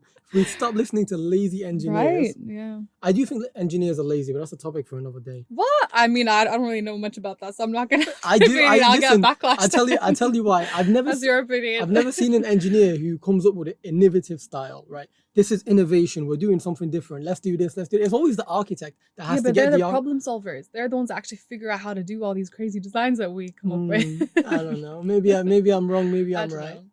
I don't know. I don't have much of an opinion. It's on funny. that I've as actually worked with more engineers than I have architects, but there's just. well. Okay. I think most buildings Mm. with the right structure, whether simple or just a skeletal steel one, it stands up. Yeah. What more are you figuring out? Let's Yeah. make it interesting. Let's get some curves in there. Let's use a Yeah. different structure. That's true. I mean, the people are doing it. Zaha Hadid's like the whole Yeah. company's doing it, so it's clearly achievable. Speaking of Zaha, she is the perfect example of someone who keeps the integrity of the function while making the building look beautiful. Yeah. But why is she so rare then? Why are there not more people like her? No, I don't know why. I feel like, do you think it's because it's harder to pass through regulations in the UK? You don't really see it much here. Maybe Actually, an odd that's building, so true. it's like there's different countries where there's more flexibility and there's no regulations on that kind of stuff. So, But I've it's noticed something more- else as well. It's also about the type of project you do. Mm. So when you look at someone like a Norman Foster or Zaha Hadid or Renzo Piano, yeah, their most exciting buildings are often government style buildings, Yeah. public museum areas. yeah, more like social communal spaces. It's never kind of thing, a regular piece of architecture. It's never No. a skyrise to accommodate 50,000 people. yeah. No, it's not. So the bigger firms get these jobs, Yeah, whether it be stadiums as well, like in Qatar, or Yeah. well, she didn't get the one in Tokyo, did she? Mm. But that's partly what it is as well. It's not always about budget, but it does No. help. yeah, It does help. yeah. It does. With regulations, I get what you're saying. I Mm. can't speak to that as much. I would be kind of speaking out of knowledge. Regulations, like most residential buildings here, you can never really have a building that's like, obviously you can be creative to an extent if the clients and stuff have money to put into that, but most of the time they just want it to pass. So it's like, if you have a crazy looking building, that means you have to do more drawings of the different apartments and stuff, whereas most of the time in practice you kind of get copy paste of every single apartment and that's You it. do, So it's you like do. there's more work to it. So, and then if you're reaching deadlines and the clients are trying to see profit out of it, spending 3-4 years or whatever on a project, that's going to be creative. It just doesn't happen. So I think different countries are different, but Regulations are yeah. harder to pass in the UK as well, aren't they? Yeah, oh, definitely. Even like an extension sometimes, like they make it so difficult for you to just, if it's slightly higher than the ones next door, it's Yeah. not going through. So it's like, there's not a lot of flexibility here. I've done the job. It was a Mm. license for a friend. I don't do licenses, but Mm. there's someone I used to work for back in the Yeah. day, and he's opened up another branch. Okay. He asked me to do his license. Yeah. We're going towards a year Okay. So for where that, are you at now? for that with it? absolute license. I've sent everything. Mm. I'm just waiting for them to come back. Yeah. And it's getting Are you kind chasing of them annoying. up? I'll be honest with you. I always get the same answer. What Like, is it? hi, I've got your email, but the team that's dealing with it. Okay, so it's constantly just I'm like, oh, can I putting have you their on number? hold. And the number goes to voice. Constantly on hold, Jan. So you've been waiting for a year now. Almost a year. Yeah. Whereas the same person, I did another kind of license job for him. It was a Mm. gate because a lot of random people at night were going Mm. to the back of the business and stuff like that and doing all sorts of weird shit, including taking drugs. Yeah. 3 months, the gate passed And goes and through, he got yeah. So imagine you're trying to make some Zaha Hadid looking building. yeah in the UK. Yeah. I guess that's why the most exciting thing here we have, not to discredit them, but it's the Gherkin and the Shard, Yeah. which are great. There are some By the like way. crazy. Yeah, there are definitely Yeah. some like amazing architecture. They're few in and the far UK, between. But yeah, Okay. but not. That's not that many of them. And it's usually the bigger practices that will get them. Let's get a bit deeper. Go on. And you're probably the best person to answer this because Okay. you're involved in both creative mediums. Mm. What is more impactful, art or architecture? To the world, like what's more To your everyday life, to the world, in a museum maybe? What's more impactful? architecture? Okay. I think so. I That's expected quite the a- opposite response. I agree don't with know. you. but I- Architecture, if I'm thinking back to the scale of it and stuff, there's more of an impact doing an architecture, or I don't know. It's an interesting question. I don't know. I feel like art, it's just, I don't know. It's So- more of like an enjoyable thing, if that makes sense, like a personal thing. Yes, I'm doing stuff for clients. No, and stuff. that's modern day art. Wait, I have to cut you off there. Wait, Okay, wait. go on. Oh, you mean like more, like historically? Yeah, it's art in general, architecture in general. Mm. Which is more impactful? And the example Oh, that I was gonna- architecture. Architecture. Architecture. There's some like crazy like historical buildings that to this day it like holds so much meaning. No. But some of those buildings, like the Sistine Chapel, Mm. have art from Michelangelo in I it. mean, yeah, that's true. And then you're like, what's more impactful there? Because you go into the space, which is essentially a religious space. You look up at the Sistine Chapel, and you're like, There's more meaning. No, you're I like, the think whole architecture. Bible is painted here. Yeah, yeah. I mean, that is true, but I definitely think architecture, even Architecture is more yeah, impactful. even like a space. So let's say if you're creating whether it's like a religious space, like a mosque or a church or whatever it is, it's just more meaningful. Do you know what I mean? Like, and the way you're actually designing the space can like create different feeling for a lot of people, if that makes sense. Yeah. So it's like, I know there's a lot of art into it as well, but I think architecture. Okay. So like, and let's say if you go to a mosque, a beautiful mosque, that's like, it creates that feeling of like holiness, if that makes sense, because of the way it's designed. So I feel like it impacts a lot more people then. We'll talk about that as well, because I was kind of researching religion and architecture together. Yeah. Now, you said architecture is more impactful. I do agree with you. I'm surprised at the answer, but you're right. Yeah. And I'll give you another example as to why it is. We talked about the Sistine Chapel. We talked about artwork. Yeah. Now, society becomes more secular. But at no point does society become less interested in architecture. Yeah. So whether it's an average person 100 years ago walking down the road, whether it's me now, architecture is still as interesting. Yeah. Because architecture doesn't have a form of identity to it. Yeah. You don't have to relate to it. But art can lose its impact over time, especially if we're talking about a day and age now where people are not that religious anymore. Yeah.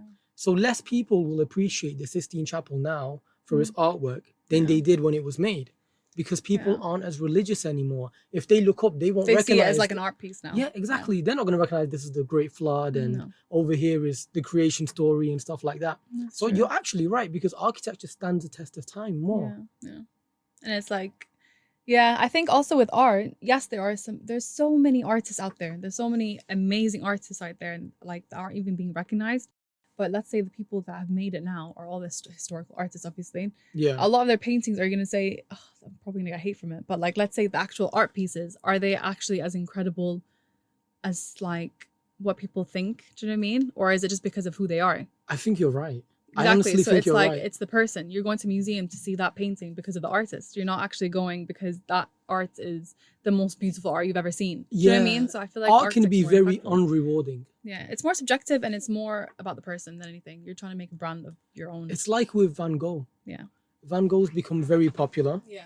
All of these pop-ups are everywhere. They're doing pop-ups everywhere now, yeah. You know, I went to the one in Manchester in Media Did you go City. to it? Okay. Yeah, it was really nice.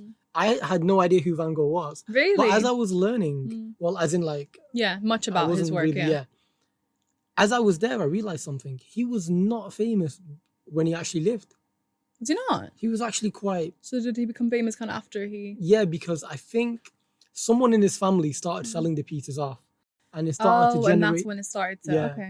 Okay. But again, now, like, why are you looking at the work, though? Because of him. Oh, I went because to take some nice pictures. Get the content in. Yeah. It was great, don't get me wrong. Yeah. But that's the thing with art. It's not as impactful as architecture. Architecture, you can literally mold a space to make you like feel a specific way. Yeah. Whereas art, it's very subjective, and it's like if you like that person, then you're buying their art. Yes. Even then, do you know what I mean? That's kind of more. That's why it's very hard for people to make a career out of art, because it's you have to kind of make a name. It's out much yourself. less rewarding. It's less rewarding. And what's the point of fame when I'm dead? You know, like at least with great architects, like you said, they were rewarded while they were alive. Yeah. You know, like a Zaha Hadid, she was very much respected and rewarded. She was, yeah. While she was do you think alive. there can be another Zaha Hadid or anyone that becomes that big? Certainly, anymore? I think. Look, but it's like with anything else. Could there be another Muhammad Ali? Could there be another Messi? Like maybe not quite them, but there will be someone to come along and make that level of an impact. I feel like architecture, I don't think you can do that anymore. You don't think anyone will design like Zaha again? No, because it's like, who actually designed by themselves like that again? It's never like that anymore. See, I don't think it's about who's doing it right now. I think it's the generation that she'll inspire. Yeah, but even again, like you can be very creative at university and all that kind of stuff, but when are you going to get an opportunity now where someone's going to take a chance on that one person to do an incredible building? That's a good point, because there's a lot of money involved in real estate and stuff like that. So now it's become more of a corporate industry. It's just as sad as it is, it's just become a corporate industry. Everything's become corporate. It has. And that's the sad thing about it, because it's like architecture now, it's more impactful because it still affects a lot of people. But I still don't think there's going to be like another iconic figure anymore, because it doesn't work like that anymore. You work under 5 other people. Do you know what I mean? Like it's not just one person. That's why now as well with designs, it's not the architect design anymore. You get 10 people having an input, before it even goes through to planning or to, do you know what I mean? So it's like I don't see it where there's going to be one insane architect like coming up again. Do you know what I mean? I I don't know. do get what you mean. It's the industry that's letting this down. Yeah. Essentially, that's what you're saying. Yeah. I think it's the same with every creative medium. You know, even with podcasting, when I ask people for advice, they always tell me to stick to a niche or do this, do that, which I like to do my own thing. Mhm. You know how you said with your art, you want to enjoy it, Yeah. you want to create your own style. Yeah. The podcasting is the same thing. That's why I do a different topic every once in a while. So you're not trying to be like, okay, just architecture or just this. Oh Do you know what I no, mean? this So, is yeah. the first podcast that Mm. has anything to do with architecture. How I are you have done. finding it? Do you prefer that? Sorry, are you kind of sick of talking about architecture now? Like, No, I like the way we're talking about it because we're Yeah. comparing it to art. Yeah. We're talking about famous architects. We're talking about the stand of time. Mm.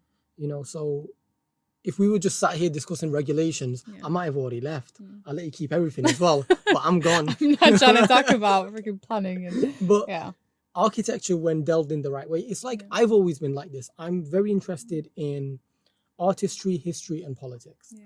Hence why my dissertation I've already started it, is going to be on museums and decolonization. Mhm. Right? It's a very Okay, so you've already politically. thought about what you're gonna. I've already proposed it. I've spoken to my tutors. Mm. Architecture is more than what you just see on the surface. Mm. Take Soviet architecture, for example, Mm. and something that really inspired Zaha Hadid. Mm. Soviet architecture is powerful. Mm. Not because the Soviets were powerful, but Mm. because of the way it was built. Mm. The large open courtyard and then Yeah. a dominating building. Yeah. And it's not curvy, it's Mhm. rigid, it's aggressive. Like, I don't know if architecture can be I know what you aggressive, mean. but Yeah, if it can, and it was in Russia, Yeah. you know, brutalist architecture, you look at modern day architecture, Mm. a skyscraper Mm. does not look as powerful to me No. as something from the Soviet Union And why is that? because of the materials, Mhm. because of the way it was built, Yeah. because of all the pillars and the columns, and even There's no the, meaning behind it. the color as well. Yeah. There's no. I just don't feel like now with even look at. Obviously, I love Skyscrapers, Abu no Dhabi. meaning. Don't get me wrong. I love Go whole on. UAE and stuff, but it's become like so. You're missing that culture anymore. Like, do you know what I mean? There's no meaning behind it. You're just trying to look at something that's more impressive. The biggest this or the tallest this or the. Yeah. Do you know what I mean? The richest this. That's all it looks like to me now. But can like I suggest skyscraper. something? Go on. Architecture Mm. is always more used by people than it is the actual architects. Mm. So a team of 20 people will design a skyscraper, maybe more. Yeah. But essentially, this building is for the people. Now, if you kept giving people culture, especially in a place like Dubai or Abu Dhabi, Mhm. where so many people are foreign, That's true. would they ever understand it? But no, but it's because they kind of like purposely wanted to make that city and to like bring in more foreigners in. But even if they switched it up and started bringing more Arabic culture to it, you know, it's like putting something in layman's Yeah, terms, as that's they true. say. Mm. Would they really understand it? Would they actually understand a the good point. vernacular architecture of the area? No. So I guess it's true. That's true. It's almost like you got to corporatize it. You got to make it something that everyone can understand. Everyone knows what a Everyone. skyscraper is, Yeah. but it Everyone could be gets to do impressed with by it. it could be Yeah. cost. It could be all sorts of things. The skyline does look the same. Yeah. However, I do still think it is impressive. There's It's something about 100%. driving It's so down impressive. Dubai Strip. Yeah. Yeah. It is very impressive. And you walk past and you think, wow, like how they done that. It's massive words. Yeah, there are definitely like some really, really interesting designs in Abu Dhabi and especially Dubai. I just feel like, I don't know. You like I to see feel more like culture, I like to, yeah, maybe that's what it is. Maybe but I think that's just- the creative inside you talking. That's probably That's Yeah. probably it. I don't know if everyone probably like relates to it who hasn't done architecture, but yeah, you kind of get more impressed by seeing an art building, like an art piece of a building. Do you know what I mean? Like a building that's more, has more meaning behind it. I think. So I have a question I'm gonna keep in mind, but I'll ask you it later. Mm-hmm. But generally speaking, Yeah. when you look back at architecture, and once upon a time, all we did was design huts. The way we've come now, and we're using 3D I know it's software. incredible. That's what I'm saying. It's insane. I'm curious to see what it's going to be like in 10 years or 20 Yeah. years time. Because now you can just go online and it designs it for you. That's what I'm saying. Like architecture's become so corporate. It's kind of heading towards a place where are they going to need anyone to do this anymore? I was gonna suggest that to you. I think they'll always need an architect. They always need an architect, definitely. But it's just become more corporate. Because let's take laser cutting for example. Everyone's done some laser cutting at uni. Essentially, the machine does what a human will do in 2 days in 2 hours. It's true. Right? But a human still has to input. Yeah, that's true. You have the charge of it. Yeah, and essentially as well, the problem with software is it has to be told what to do. Yeah. Whereas the still got that human charge, can yeah. kind of think for themselves, Yeah. actually, I don't want the wall to be this tall. Actually, I need it a bit down. Oh, sorry, I'm going to put a design here. And I think with a lot of industries, maybe accounting as an example, because it's such an algorithm, because there's so many numbers involved, we might see less accountants as we go on 20, 30 years from now. Yeah. But the depreciation in architecture will probably be slower. Yeah. That's my opinion. That's true. Like, we can use Rhino, we can use SketchUp, but we can never really expect it to do it itself. That's true. No, that is definitely true. But I wonder, like, you never know with technology nowadays how it's going to be in 20 years' time. Maybe not in the next 10 years, but who knows in 20 years. How would you feel if you started working with a robot in 20 years? Oh, I would not like that at all. Would you not? It's so creepy. No. But if it spoke like you, talked like you. I'd rather speak to a human. I'm not trying to talk to a machine. What if you didn't know? What do you mean? What if I wouldn't know? Okay, here's the thing. I'm not saying you're fit. Calm down. Nah, I know. I mean, like a human, like an actual human form robot. Have you ever seen that one robot that was interviewed? And I think Will Smith even. Yeah, I have seen it. I have seen it. That was very real. Is that not creepy though? It was creepy, but it's creepy that we're creating that now. But you see what I'm trying to say? Like, what if you didn't know? Hi, Haneen. Good morning. It's Wednesday. Would you like a coffee? And you're like, yeah, bitch. Like, it's just like, but you don't even realize. I hope the world never heads towards that kind of path, though. Elon Musk says we might. Do you think? Well, according to him, he's scared of where AI there's can probably go. Yeah. It's kind of creepy, like where the world's actually heading, and you kind of never know nowadays. But the reason why I think it might happen is, so there's kind of like, not necessarily a law, but the rate of exponential growth. So humans have been around for God knows how many years, right? Yeah. But our growth is much faster now than it's ever been. Same thing with technology. 10 years ago, we didn't have the same phones. It's true. In fact, how old are you, by the way? 24. Okay, so you're 90s baby, right? Growing up, you didn't have a phone in your face. You didn't have. You're not an iPad generation kid. No, now but you're only 24, and think about it. Already, you're going to a point where you could start using virtual reality. It's true. Not just in general, but even in architecture firms. Oh yeah, 100%. Yeah. There's one now that like I went to an open day and they were showing us like how to get basically the client to understand the building a lot more rather than drawings. What is it called? Literally the ones you put on virtual reality. Yeah. So I never actually saw it in a practice before. So when I saw that, I thought that was like insane, and it's just crazy, like seeing the whole. And you're walking through the building and you're seeing it different like daytimes. It's insane. It's the rate of growth. It's insane. The rate of growth. It's like if you have a linear equation. It's like what's n? Well, n is times 2, and every time you times it by 2. It's crazy. It is actually crazy. I'm excited. I'm very curious to see what it's going to be like. Would you like to, completely off tangent, would you like to go to the Mars, or would you like to see yourself on the moon? No, I'm good on Earth. You're good on Earth? No, I'm too much of a baby for that kind of stuff. I don't think I would. It'd be exciting though. I don't even like going on a plane, let alone leaving. What if you could design in space? I wouldn't trust myself to design Oh, you mean like in space? What, you want me to start building some stuff there? Yeah, let's say we all move to, I don't know, the moon in 40 years, and you have an architecture firm, and they're like, would you like to take a contract? Everything will fall down. Do you like the technical side of architecture? In what sense? Creative? So you know how obviously you got the whole creative side of making a design look nice and meaningful and that kind of stuff, and then you got the actual technical how. Oh, I hate that shit. Yeah. So how am I designing something in the mood? Hey, listen, get engineers on it. Yeah, okay. So we'll just do the designs, and then they might make it stand up. I bet engineers and all and the contract, they hate us. They probably hate because architects, see, I think it's a balance.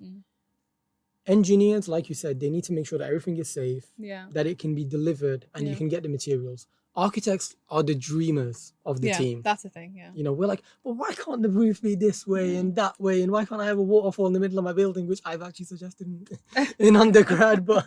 Yeah, do some crazy designs. We're very creative, artistic people. Yeah.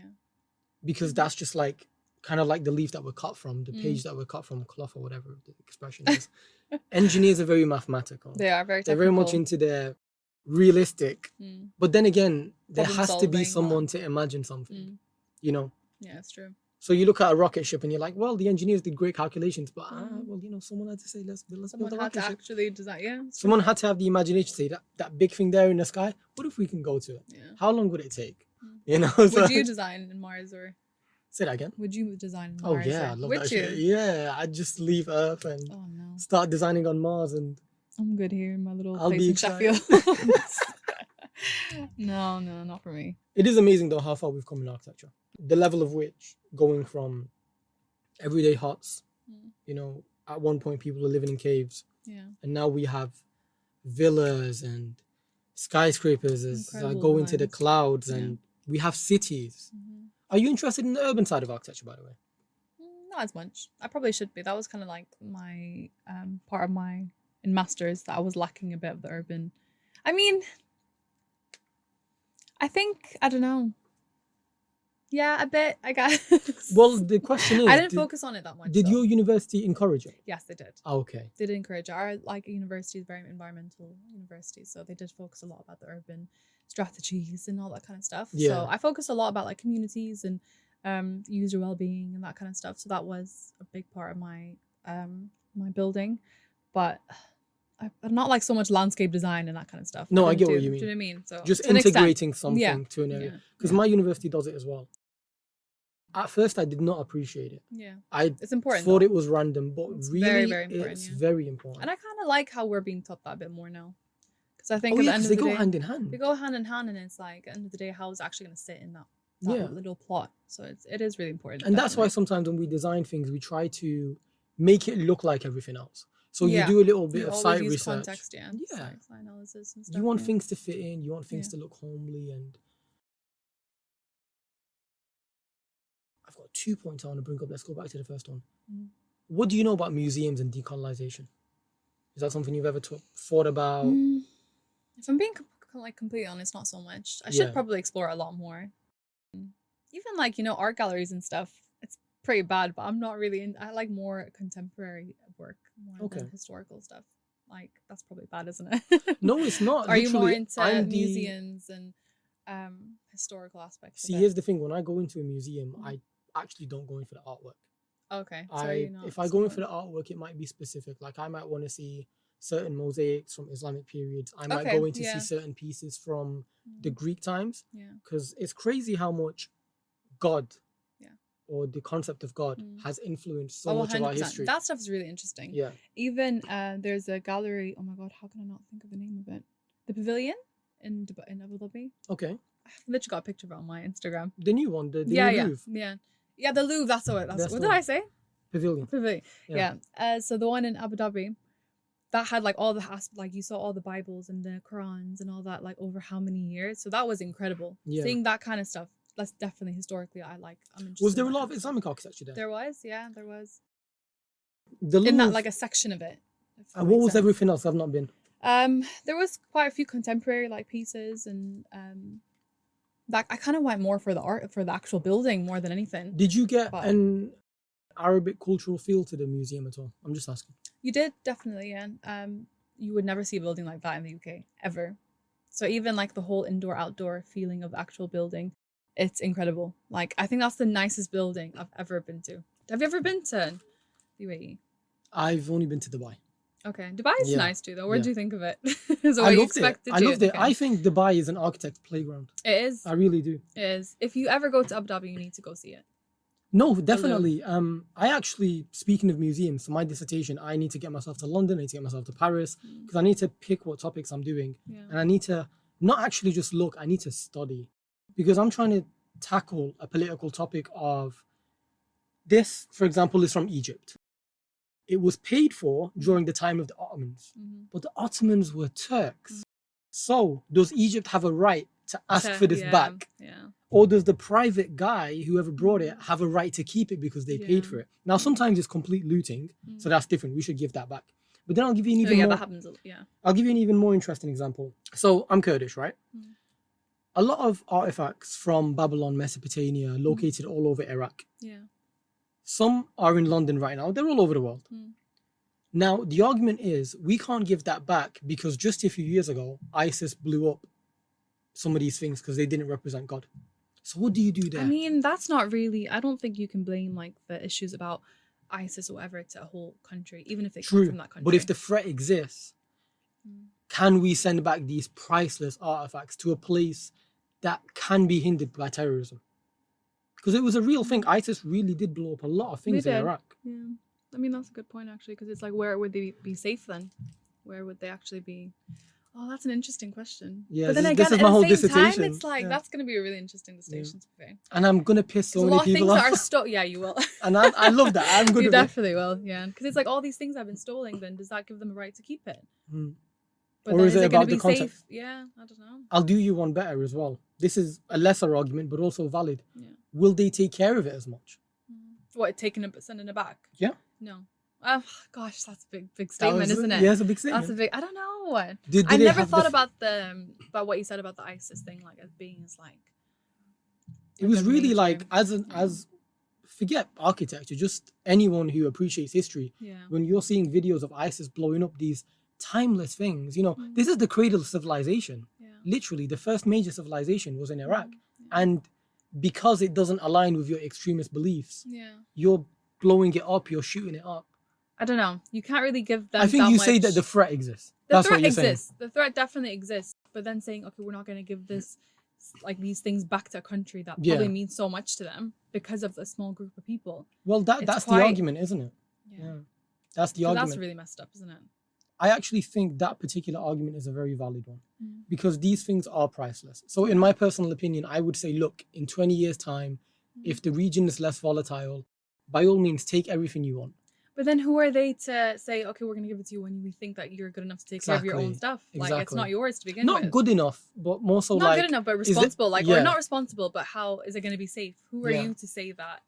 Like, it's not their saying it. But then the argument is, if we sent them all back next year, and God forbid they did get destroyed again, then you've lost history. You've actually lost history. Yeah, it's true. Or maybe that should be agreed upon by the country. Okay, we want this place to hold it for us until we can take care of it or whatever it is, or we can actually make sure it's going to be safe. Well, it's very complex. The laws are ridiculously complex. It's never going to be that easy, yeah. But I tell you what, though, one thing that China is doing is actually just buying these things back. But China is a safer nation. It's definitely, yeah. So we learned two things there. If you have the safety, you have a better argument for taking your stuff back, whether it's from the UK or any European country. And two, money talks.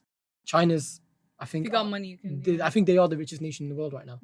They either overtook America or they're about to. But are they the richest in the world?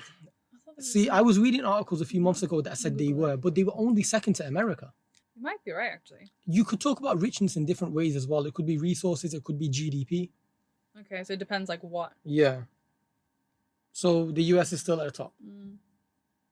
By quite a bit still. Economy, 25 trillion. 6 trillion. Oh, what?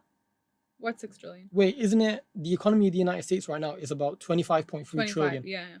And then China's 19. So about 6. Yeah. Oh, yeah. Under 6, actually. Yeah. I'm surprised to see Japan third. Germany fourth. I wonder where Germany will be I'm next not year. Surprised. Yeah, Germany's definitely. But I wonder where they'll be next year because they have a high dependency on Russia for their natural resources. Well, they're affected, aren't they? Look at petrol prices now. So I think I need to get myself a bike. I'm not even driving yet. I need to get that sorted. I know, but it's crazy now. It's horrendous. It's actually horrendous. It's getting to a point where yesterday I put petrol in and 10 litres basically cost £19. In December, when there was that fuel shortage, 10 litres it was cost like barely, it was 13 or 14 pounds. Yeah, by next week, it might be 20. Yeah, we should have all stocked up. We should have stocked up like with toilet paper. Everyone's stocking up toilet paper. We looked at everyone and we said, "You're so stupid. Why are you stocking up on petrol?" Those people are laughing now. I know. Yeah, those people are laughing now. Yeah. But yeah, so museums and decolonization. Yeah, it's an interesting topic. That's gonna be a really cool dissertation. Yeah. I've already. It's good started. that you've kind of already started as well. Like, no, we had to propose before the end of year, and that was actually graded. That's an organised university. Liverpool John Moores. Oh, is this Liverpool? Liverpool John Moores is brilliant. Oh yeah, you're doing your masters now in Liverpool. Yes, I did my undergrad MSA, okay. Manchester School of Architecture. Yeah. Okay. Liverpool is brilliant, and they touch on the urbanism side and everything else. And it's an environmental university, is it? It's an environmental university, and they focus on urbanism, and that actually segues on to the next great point, which is architecture and the environment, architecture and mental health. We don't really see that. So whether you're down in the town centre or I don't know, somewhere has more nature, you're still lacking that. And since COVID, people have actually realized, look, we need to focus on mental health. It's true. Where are your opinions with that? 100%. I do agree with that. And how would you implement it? Like, you're going into the industry now. Yeah. How would you stop this ball, which is generic architecture, and tell people we need to focus on mental health? How do you say that to your boss or to your client? Yeah, so I think sustainability is definitely something that, like, even going to open days and different practices now, they're all like pushing sustainability a bit more. Yeah. The bigger practices, smaller practices aren't really thinking about it as much, but mental health is really not discussed much at all. That was actually going to be my dissertation topic, talking about psychology, because I was really, really interested in So psychology. why didn't you do it? What happened? I didn't do it because, like, my whole project was all about homelessness for my studio project. That ties in perfectly. It does. So it does touch on a lot on mental health. So I did more about like hostile architecture and the issue of homelessness in a day where there's like crazy amounts of money, basically. So that's kind of what my dissertation was about. I wanted to do more about like how a space can actually how a space really does make you feel. So like how does that affect your mood, and how architects actually have a big responsibility in creating like a feeling. And so it does touch about mental health, definitely. But so it's definitely neglected. So it's even like now there's a lot of like an issue about hostile architecture. Clearly we're not thinking about mental health when we're doing that kind of stuff and stop people from coming to an area, or do you know what I mean? So it's definitely not thought about. This year, my second module was housing. So in Liverpool, the first year is always housing. In second year, you can do whatever the hell you like. Okay. And I actually focused on that. Now, I got the inspiration because of COVID. As you can realize, people kind of got depressed during COVID, not just because of being at home, but always being in the same place. Like, you have a home, but as cliche as it sounds, how homely does it feel? That's true. How happy does it make you? Now, generally speaking, that kind of depends on how rich you are. Now, if you can be in a nice suburban landscape, then even when you're at home, you can step into your garden and you probably have, I don't know, those nice bifold doors. You know what I'm trying to say. Whereas you could be on a council estate that's 40 stories, 20 stories high. You know, and what do we do like then? A dark space, and it's not, it doesn't really think, it literally is, it doesn't help the... it's an erected cube, literally. It is, and they don't have access to that outdoor space. These neglected spaces are kind of put together and away from the rich estate. And even the access to the rich estate, they don't have it. And it's done on purpose. It's all about capitalism. It's all about making money for the rich. And because you would lose money. Well, in the way that the society is, the laws are put together, you would lose money if you had a council estate next to a suburban area. It wouldn't. The whole how much is worth it's just going to drop, isn't it? So even, you know, like there's so many urban spaces where it's only like accessible to like certain areas. Stuff. So let's say if you're put in a really beautiful urban estate like space, you put it in like an estate where not everyone can access that. You're never going to find that really nice urban space near a council home or near. No, you're not. So, and it's purposely done. So even the roots of like it's master planning, isn't it? Master planning, So even the roots of them, these council estates don't even have that much access to like these trams, or they're not very well funded either. No, they're not. They're purposely put away from it because the rich people aren't going to want to go to it. So it's like what, even like with the whole homelessness and stuff, you're putting spikes, you're putting seating that's like not welcoming them, but then a normal person will walk in and not even recognize that, because Jimmy, it's only going to affect the person that's like it's supposed to affect. The only thing I can think about, the architecture really does think about mental health, is like some regulations will say, okay, a room can't exceed like the length of it can't exceed the width of the space because of darkness and that kind of stuff. So I guess like a little bit of our ventilation or whatever, so I guess that all affects mental health, but it's not enough, I don't think. Do you feel like moving forward we need to give it more community vibe as well, because we're social creatures? 100%. There are buildings now that are doing that though, which is really good. There's definitely a lot of it. Well, like when you research it, they definitely are, but it's just, it needs to be more communal areas, maybe communal space inside the outside spaces, as well. Inside, safety outside. Is important. So you kind of also see designs of locked off areas where it almost creates a new neighborhood where they have their, I remember looking at this building in Germany. It was a locked off area. It was housing. It was 3 floors. The back doors were facing each other, and they had this central theme garden going all the way through. That's kind of what I based my design on. And they also had their little balconies. So it's like you had a little private green space. So you had one with everybody else, and you had enough distance for enough light as well. So you had your nature. It almost looked like you were living in between a garden, but it was brilliant. And I kind of based my design on that with a few different changes to try implement it towards COVID. Because I remember thinking to myself, you need an external workspace. Yeah. If we ever go into another pandemic, or if things stay as they are, which is people working from home, then you don't want your workspace at home to be home. Yeah. You want to be able to, Yeah, I you don't know, want to, go to another floor and live somewhere Yeah. else. So during COVID, you probably worked at home, right? Yeah. It probably in a sucked. studio, so there's like a bed and Yeah. then right in the middle of it's true. You probably felt Yeah. like a uni student, Oh, 100%. if I'm being honest. Yeah. Which is why I need to get Well, I myself in guess it was. September. Yeah. But you always lived at home, didn't you? What do you mean, like before uni? So before No. uni, I did. Before uni, I lived at home, like with my home like, stuff. And then when I went to undergrad and masters, I lived on my own here in Sheffield. So Oh, I've been cool. living I on thought my your whole own. family had moved there. No, my family are still in Sheffield, or in Manchester. Okay, now Yeah, I get I'm it. just still in Sheffield, so I'll be moving back soon. Accommodation things or sharing with people, stuff like that. I'm on my own.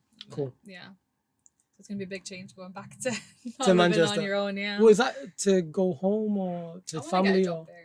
I'd rather get a job there. I feel like there's more opportunities in Manchester than there is in Sheffield. Yeah, I'm no, a little definitely. bit outgrown Sheffield now. I don't know. What's Sheffield like though? Like, is it welcoming? Like, It is. It's very studenty. A lot, like very student vibes. I think the overall system of education is broken. I think it's- yeah. college, high school, it all starts there. See, I've never been studious. Yeah. So I'm a creative, but I've never been studious. I'm not the kid who goes home, Yeah. bangs out 6 hours of revision, Yeah. right? Or religion for that matter, and then gets an A. So I was always, in a way, the kid that was put to the side and told they can't achieve anything. I had to push through. Yeah. And I always thought about it. I was like, what about people who are not stubborn like me? Who are not going to say to a tutor, no, you can't tell me what I can achieve. How many kids get lost in the system because they can't speak up? It's true. Because they're not brave enough to, because they don't It's true. have the right backing at home.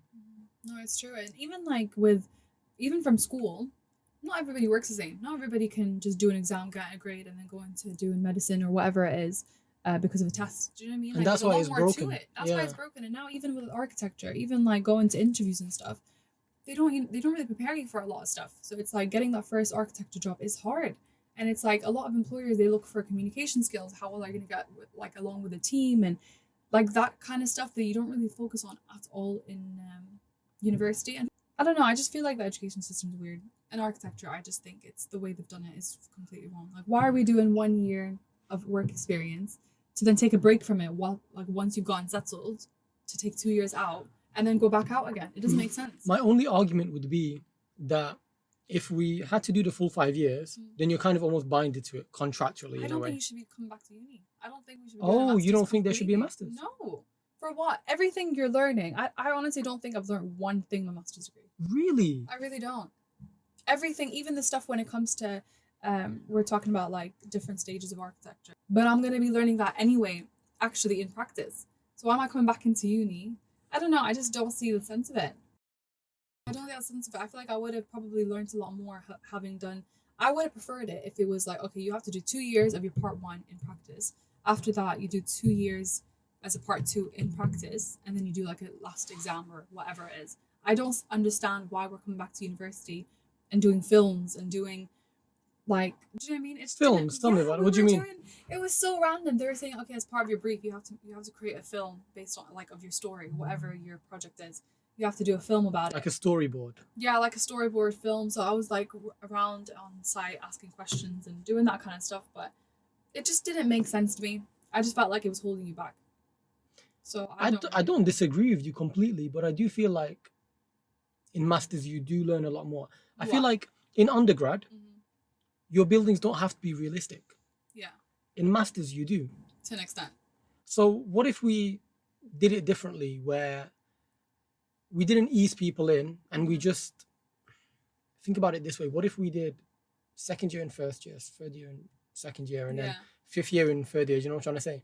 If we took the whole thing down to just a 4-year program. Yeah, that would have been a lot better. If we did 4 years in undergrad, did a year and then teaching us about all like the regulations and the clients and all that kind of stuff, like getting more of an input, like preparing us for actually going into practice. Yeah. That would have been a lot better. And then having to do 3 years of practice experience and then you can become qualified or whatever it is.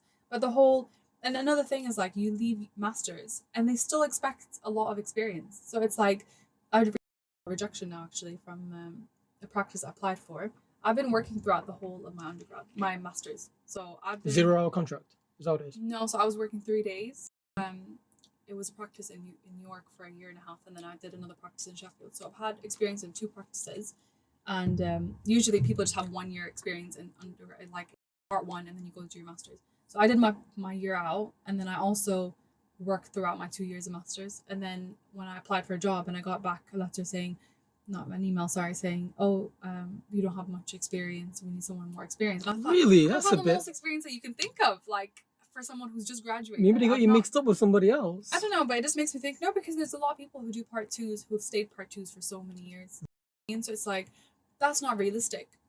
That's not realistic. And it doesn't make sense. So It's a competitive field, though. So sometimes. It's a very competitive field. Yeah. Oh my gosh, it's such a competitive field. Yeah. So Architecture is ridiculous. It never gets easier. No. It's like torture. That's kind of why I started doing art, That's why I thought, okay, let me start doing this a bit more seriously, because it came to a time in COVID where obviously getting a part 1 job as it is hard. And then getting your part 1 job and I remember I was on furlough for like 2 months or something. So I just thought like how easy your salary is dependent on somebody else. And I didn't like the idea of that completely. So I thought, okay, it'd be good if I can develop something of my own. And that's why I got into like, okay, let me take art a bit seriously. I enjoy it, and maybe I can make some money on the side or something. It's like an outlet, isn't it? Yeah. I'm gonna ask you one question right at the end, and I don't know how much you're gonna have an answer for it, but I feel like I can already tell what your answer would be. Go on. No, it's gonna be at the end. So I'm looking at the time now. We've still got some time here. So let's go into architecture and religion again. I'm gonna give you some facts and let me know if you knew this or you didn't know. The arches were first used by the Romans, by the Greeks. You knew that, right? Yeah. Damn, that takes us off. Well, why? I'm joking. Go on. I didn't expect that though. And No, then I didn't. domes were also first developed by the Greeks. Yeah. So we've started to integrate that. In Islamic culture. And we have our little mosaics and our patterns. I was actually drawing one last night randomly. I was like, Yeah, oh, I that's can do good, this. yeah. And Is then that what 6 and 8. your thing's based on? Did you do a lot of like Islamic architecture in your projects and stuff or not? No, not in the slightest. Not in the Okay. slightest, no. I was just thinking about it randomly because I was thinking about the impact on religion that it has okay. on people. So many of our greatest buildings, whether they're mosques, churches, or just temples, they're really done for the dedication of God. And now we're going away from that. We're going to more secular societies where we're prioritizing humans. Yeah. But then you still have the old glimpse of the church with the stained windows and the way the light comes in. You still have there's that famous building in Barcelona as well. Which one? The church. It's a church, isn't it? The pavilion in Barcelona. This one. I swear it's a church. Okay, yeah. It's a church, isn't it? Yeah. That looks like the cathedral. Yes. Yeah. It's It's a cathedral, isn't it? it's a Baroque building. Wait, Gothic quarter. I can't pronounce it. Let's see. I can't pronounce it. I It don't looks know. trippy though. Like you go in, you're Gothic like, architecture. yeah. But all these styles have really transcended. What do you think of vernacular architecture? Does it exist? But is it possible to have it? So if we go back to the Middle East where everyone had mud huts, would you want a mud hut skyscraper? Imagine. That would be really interesting. I know. I mean, it might appease some people. I think we've kind of stepped away from that. Like now we're becoming more like this kind of modernized architecture. I feel like we're kind of stepped away from that. Even like Islamic architecture, vernacular architecture, all that kind of stuff. It's become more of a historical thing that you study. But I don't really think you do that anymore. I don't really think it's. But even a mosque, right? Mosques still exist, obviously. You still create mosques and you still create that architecture. Yeah, but because of it's more that. like renovation. So these days, if Yeah. you see a mosque in the UK, it might have just been a church. Yeah, A that's lot of true. That times. does I happen see that a yeah. lot. It's happened Yeah. near my house as well. So it's very strange because when you actually look at scriptures, to the best of my understanding, Yeah. God or no gods ever demand such grand structures. We do that. Even in the Quran, it's like, isn't that one of the signs of? I don't know if we're getting a bit. Oh, too, I don't know. Don't say it. One of the signs of Qiyamah. Yeah. Oh, is wow. That, now in Saudi and stuff, like talking Saudi. about it's going to be all skyscrapers all around the Kaaba and stuff. The And, Kaaba like, itself is a cube. Yeah, because it's not. It's I so don't think simple. it's encouraged. I think it's not. I don't know if it talks against doing that kind of stuff, but it does talk about how that's going to be one of the signs of the end. That there's going to be I've heard that. skyscrapers and trying to be obnoxious and that kind of stuff. And I'm sure that's part of one of the. Well, they're certainly doing it. I'll tell you that much. I mean, yeah, it's coming. Yeah. Just coming. It's become like a project, and that's the point I was trying to allude to. religion, God has never asked for this. No. But we as humans feel to appease God, we need to create the grandest of structures. No, And- but it's not really about like pleasing God though. It's pleasing people. People are Really? impressed. Yeah, because if you think about it, this So is a another grand thing that's really mosque. sad is that look at the mosque in Abu Dhabi now, that the Sheikh Zayed mosque. It's become a That- tourist attraction. It's a tourist attraction. People apparently, I didn't even know this. I don't know if it's true or not. But my director came back from Abu Dhabi and he went to visit it. He said there was a mall underneath. Oh, I was like, wow. what? I was so shocked. I don't know if it's actually true or not. I have to look at this. Look, yeah, just research it. But it's become like a tourist attraction. You're seeing all these influencers now go and wearing the hijab and just taking a nice picture in the mosque. It's not, people are doing these grand things. Yes, it still has a lot of meaning and there's a lot of holiness to it, but it's become an attraction more than anything. Is it an actual thing or not? I'm reading up on it now. I completely agree with what you're saying, by So the way. it's like, about it's the not really, you're mosque. not doing it to please God because it's the most meaningful Islamic place in the world is a cube. and That it's mosque tiny. is, yeah. The So Kaaba it's is like, very it's not simple. about grand or not. The first actual mosque by the Prophet Mm. was a mud hut, Mm. not that big, and no domes or anything. Nope. Yeah. And domes actually were put in, I think, by either the Romans or the Greeks. Mm. For them, it was like a place where they could discuss their politics, where everyone was on the same level and everyone could Yeah. see and hear each other. Oh, so was that the reason? Okay. I That didn't was know the reason why the That's dome. interesting. I mean, the dome is an architectural marvel because it needs no structure. Yeah. So if you have a dome, let's say it spans even 50 meters wide and whatever, That's true. that whole 50-meter space needs no structure. Yeah. So it's ridiculously brilliant, but it's often associated directly with religion. Yeah, it's because it's so common in Islamic culture. Whereas religion, It doesn't really talk about it doesn't know. And so That's many actually of the interesting. great mosques that we visit or that we look at as Islamic architecture were actually churches. Really? Yes. All of it? So that's why there's so much dispute about that great mosque in Turkey. Well, so did that used to be a church? I'm going to confirm it for you right now. I'm 99% sure. I didn't know that. But then again, that's kind of interesting because a lot of churches, like olden churches, are more towards like the Gothic architecture. So it's like, how have we kind of? They might have been Is it not? I thought renovated. it Let me was. see. So like the cathedrals Hagia so- and the Milan. it's Hagia Sophia. Let's see. This one, I know there's That used to be dispute. a church. The Orthodox claim it. I'm sure they do. See, originally built as a Christian Orthodox church. Alright. So when the Yeah, because Ottomans, now it's kind of like you don't really associate. they like, must have churches decorated it. from Yeah, that. they That's actually very decorated it interesting. because the Christians wouldn't have had those Arabic scriptures. So up do you there. think then that style has become more of like Mediterranean style then, rather than Islamic culture? Because Well, they have it in Spain as well, though. I know, but that's kind of not Mediterranean, but that's like not very European. Like now you don't. I'm not explaining. I get what you're going. Say it again. So like these arches and the domes and all that kind of stuff associated with Islamic architecture, Yes. but it is also very common in just more of the Middle East and that kind of style, like Moroccan style and Certainly. that kind of stuff. North African. Yeah, areas. so because around here you wouldn't really see a church that looks like that. No, you wouldn't. You're right. So Be is more it more Gothic. about the culture? Yeah, it's more Gothic, and that's the kind of style they I have think here. the Muslims certainly embraced it. Yeah. They liked the dome. They liked everything that came with it, and they started building that or replicating it or converting these churches. But more so than anything else, it's still not really ours. But who is it? Because, like I said, if a dome was first created by the Greeks or the Romans, I forget the fact. I've written it down actually. Okay, dome first was built by the Romans. This is before Christ, by the way. This is before the Bible. Yeah. Considered Something like it's religious. not really a religious thing. Maybe we've taken over that a bit because we've implemented it. So it's kind of now you've got the reference of dome. You see that's like, do you know what I mean? So it's not necessarily. Even minarets. I think that's how you pronounce them. Those a minaret is that long thing that it's almost like a massive pillar Oh, where yeah, you can and go then up you there. can- yeah. And they say that you do the You do azan the there, azan, right? yeah. See, I was listening to a professor yesterday. I forgot his name, but he said, if you're 200 feet in the air, you can't do the azan from there. I mean, I'm sure it wasn't that high though at the olden times when they were doing Yeah. it. I think it's just a higher platform. But I don't think So they everyone were- can hear you. Yeah, so I don't think it's like like you're in a huge tower. True. saying it from the Well, top, you but can be now- depending on the mosque. Yeah, now that's the thing because now everything's more grand, everything's higher. We're gonna go like further up, but I don't think that used to be. I know you're in a higher level when you're doing the azan, but I don't think like You were didn't doing need to it be for that you. high. No, I don't think that was a thing. No, Where are you 100%. religious, if you don't mind me asking?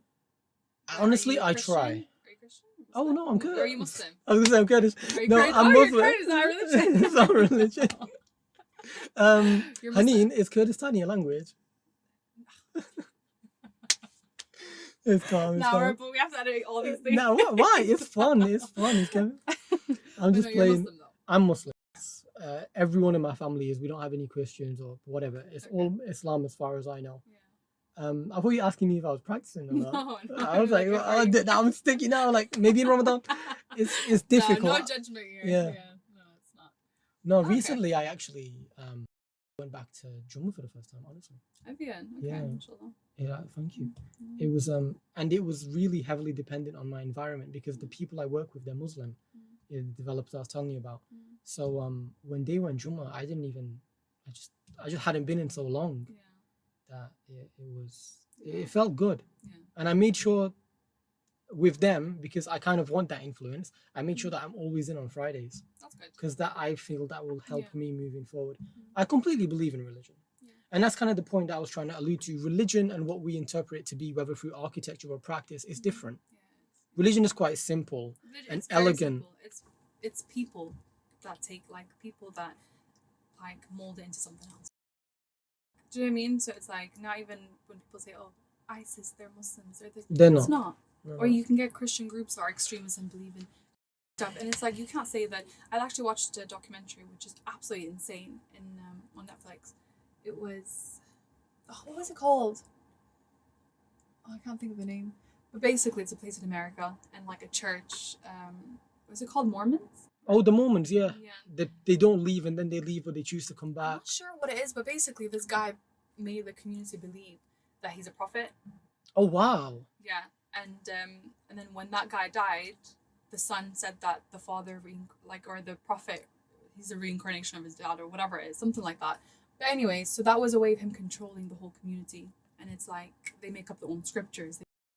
So it's like it's not the religion is very simple, whether it's like Islam or Christianity or Judaism or whatever, but it's all very like simple. It's just people that take away from what it actually is, and then that's the sad thing about like how then society there's a lot of hatred towards it and stuff. No, I completely agree with you, and maybe this is why people are becoming more secular over time as well, because they're And then it's seeing the confusing. flaws. And that's why people are like, what do you believe in? What do you do this? Yeah. Or, yeah. How do you pray? You go into a mosque and they're like, put your hands like this, put your hands like that. And then you go to Mecca and Medina and everyone is. I mean, do you know, we kind of come full circle, because you know Muhammad Ali and Malcolm X as well, both of them, when they converted, Mecca was a big part of it for them, because they saw the peace, they saw the different types of people there, so on and so forth, and we kind of have come full circle. So let me lead us towards the end of the podcast, right? Oh, don't say sorry. It's been brilliant. Listen, final question: art or architecture? Moving forward, I actually knew you were gonna ask moving forward, pick one. This is a hard one. I can't pick one. I don't know. My friend actually we were all talking about this and like, what do we actually prefer to do? Is it art or architecture? Because I have a few of my friends also do art on the side as well, and it's a difficult question. I don't know. Let me answer first. Not as an artist, but podcasting or architecture. Okay, yeah. Let me tell you something. If someone came to me and said, I will pay you for this, you get to sit down with interesting people, have conversations, edit, make artwork, and I'll pay you for it. Doesn't that sound better than doing what the client wants? But I think this is if we go back to what we were talking about, it's a rewarding course. I think the fact that it's such a rewarding course, and I had someone ask me like, why don't you just do art? Why don't I think you should just do full-time art now. Just take a and don't just get any part-time job on the side and just develop your art, because architecture will take so much of your time. Like they expect you to do a lot of over extra hours and all that kind of stuff.